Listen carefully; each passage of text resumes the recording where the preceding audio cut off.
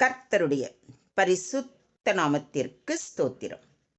இன்றைய நாளின் தியானத்திற்கென்று தெரிந்து கொள்ளப்பட்ட வேத வசனம் சங்கீதங்களின் புத்தகம் 22ஆம் சங்கீதம் 26ஆம் வசனம். சங்கீதம் 22:26. சாந்த குணமுள்ளவர்கள் புசித்து திருப்தி அடைவார்கள். கர்த்தரை தேடுகிறவர்கள் அவரை துதிப்பார்கள். உங்கள் இருதயம் என்றென்றைக்கும் வாழும். The humble shall eat and be satisfied. They shall praise Yahweh who seek after him. Let your hearts live forever. எளியோர் உணவு உண்டு நிறைவு பெறுவர். ஆண்டவரை நாடுவோர் அவரை புகழ்வாராக. அவர்கள் இருதயம் என்றென்றும் வாழ்வதாக. ஆமென். இன்றைய தியான வசனம் 3 முக்கியமான பிரிவுகளை கொண்டுள்ளது. ஒவ்வொன்றும் ஆழமான ஆவிக்குரிய உண்மைகளை வெளிப்படுத்துகிறது. அதை குறித்து சற்று நேரம் தியானிப்போம். சாந்த குணமுள்ளவர்கள் புசித்து திருப்தி அடைவார்கள். சாந்தம் அதாவது அமைதி, தாழ்மை, அடக்கம் கொண்டவர்கள் தேவனின் அன்பில் திருப்தி அடைவார்கள். இவர்கள் பசி தாகத்தோடு இருப்பவர்களைப் போல தேவனை தேடுவார்கள். தேவனின் தூய ஆசீர்வாதங்களை நாடுவார்கள்.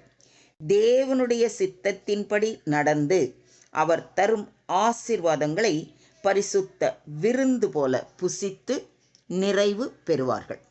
இங்கு உணவு என்பது உண்மையான உணவை குறிக்கவில்லை. இது தேவனுடைய அருளையும் வார்த்தையையும் ஆவிக்குரிய நிறைவையும் குறிக்கிறது. நீதியின் மேல் பசித்தாகம் உள்ளவர்கள் பாக்கியவான்கள், அவர்கள் திருப்தி அடைவார்கள் என்று நம்முடைய ஆண்டவராகிய இயேசு கிறிஸ்து கூறுவதை மத்தேயு 5:6 வாசிக்கிறோம். நீதியான வாழ்க்கையை நாடுபவர்களை தேவன் பசியுடன் விட்டு விட மாட்டார். அவர் அவர்கள் மனதை உண்மையிலும் ஆவிக்குரிய ஆசீர்வாதங்களாலும் நிறைப்பார். இரண்டாவது, கர்த்தரை தேடுகிறவர்கள் அவரை துதிப்பார்கள். தேவனை முழு மனதுடன் தேடுகிறவர்கள் அவரை கண்டடைகிறார்கள். அதனால் துதியுடன் அவரை மகிழ்ச்சியோடு வணங்குகிறார்கள். இது பக்தி வாழ்க்கையில் ஒரு பரிணாம நிலையை காட்டுகிறது. தேடுதல், கண்டுபிடித்தல், துதித்தல். கர்த்தரை தேடுகிறவர்களுக்கோ ஒரு நன்மையும் குறைவுபடாது என்று சங்கீதம் 34:10 மிக தெளிவாக உறுதி அளிக்கிறது. தேவனை முழுமையாக நாடுபவர்கள் அவரில் மகிழ்வும் பூரண துதிப்பும் காண்பார்கள்.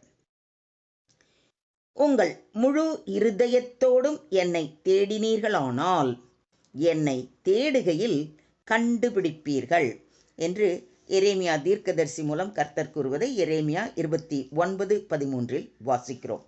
உண்மையான தேடுதல் மறுமொழியை தரும். இதுவே துதிக்க தூண்டும். இதை ஒத்துக்கிறீங்களா?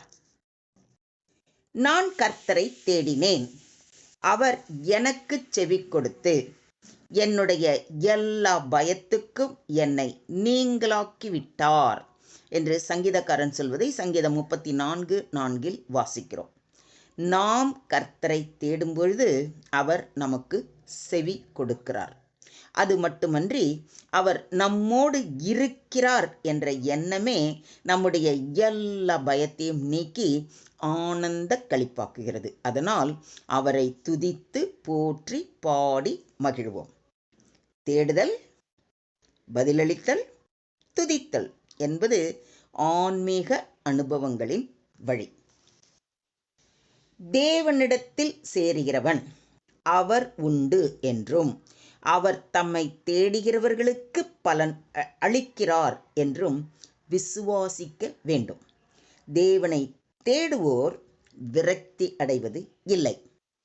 துதிக்கும் நாவுடன் திரும்புவார்கள். இதையும் விசுவாசிக்கிறீங்களா? உங்கள் இருதயம் என்றென்றைக்கும் வாழும். இதுதான் 3வது குறிப்பு. இது ஒரு நித்திய வாழ்வு பற்றிய வாக்குறுதி. அவர்கள் உடம்பு தேய்ந்தாலும் உள்ளார்ந்த மனிதன் தினந்தோறும் புதுப்பிக்கப்படுகிறான். ஆனபடியினாலே நாங்கள் சோர்ந்து போகிறது இல்லை. எங்கள் புறம்பான மனுஷனானது அழிந்தும் உள்ளான மனுஷனானது நாளுக்கு நாள் புதிதாக்கப்படுகிறது என்று அப்போஸ்தலனாகிய பவுல் கூறுவதை கொரிந்தியருக்கு எழுதின 2ஆம் நிருபம் 4ஆம் அதிகாரம் 16ஆம் வசனத்தில் வாசிக்கிறோம். சாந்த குணத்தோடு அமைதியாக ஆண்டவரை தேடி அவரை துதித்து போற்றி வாழும் அவருடைய பிள்ளைகள் நித்திய வாழ்வு பெறுவர் என்று உறுதியளிக்கப்பட்டிருக்கிறது. இங்கு உங்கள் இதயம் என்பது கர்த்தரிடத்தில் நம்பிக்கை வைப்பவர்கள் என்பதை குறிக்கிறது.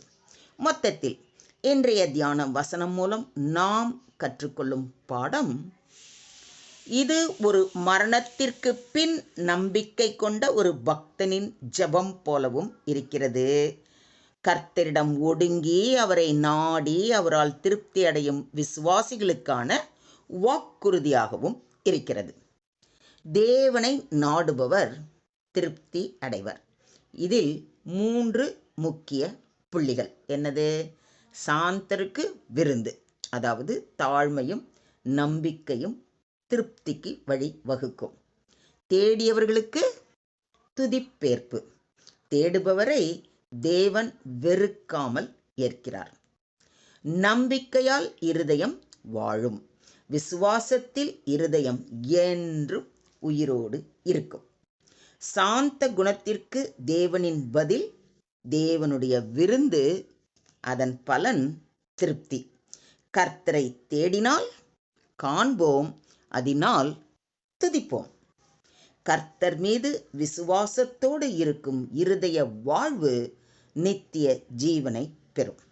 எனவே நாம் தாழ்மையாக, அமைதியாக, பணிவாக அவர் சமூகம் அமர்ந்து அவரை தேடினால் அவர் நமக்கு தரும் ஆசீர்வாதங்கள் மனம் நிறைந்து மகிழ்ச்சியுடன் அவரை துதித்து போற்றி பாடி நம் விசுவாசத்தை வர்த்திக்கச் செய்வோம். விசுவாசமுள்ள இருதயமே நித்திய வாழ்வுக்கு வழி காணும். இன்றே அவர் பாதம் அமர்ந்து ஜெபிப்போமா? ஸ்தோத்திரம் ஆண்டவரே, ஸ்தோத்திரம் கர்த்தாவே, ஸ்தோத்திரம் ஸ்தோத்திரம் ஸ்தோத்திரம். எங்களை அதிகமாய் நேசிக்கிற எங்கள் அன்பின் தகப்பனே, உம்மை நன்றியோடு துதிக்கிறோம், ஸ்தோத்தரிக்கிறோம் அப்பா. கர்த்தாவே, சாந்த குணம் உள்ளவர்களுக்கு நீர் அளிக்கும் விருந்து போல எங்களையும் உமது வார்த்தையால் நிறைவாக்கி உம்மையே நாடி உம்மையே துதிக்கும்படியாக எங்களை மாற்றும். உம்மை தேடுவதிலும் உம்மை துதிப்பதிலும் உம்மால் நிறைவு பெறுவதிலும் நாங்கள் மென்மேலும் பலப்பட கிருபை செய்யும். எங்கள் உள்ளம் என்றென்றைக்கும் வாழும் தன்மையுடன் நிறைந்திருக்கச் செய்ய வேண்டுமாறு தாழ்மையுடன் வேண்டிக் கொள்கிறோம். எப்பொழுதும் உம்மையே உறுதியாய் பற்றி கொண்டவர்களாய், உம்மையே நம்பி உம்மையே சார்ந்து நித்திய ஜீவனை அடைய எங்களை முற்றிலுமாக தாழ்த்தி உம்முடைய கரங்களிலே ஒப்பு கொடுக்கிறோம்.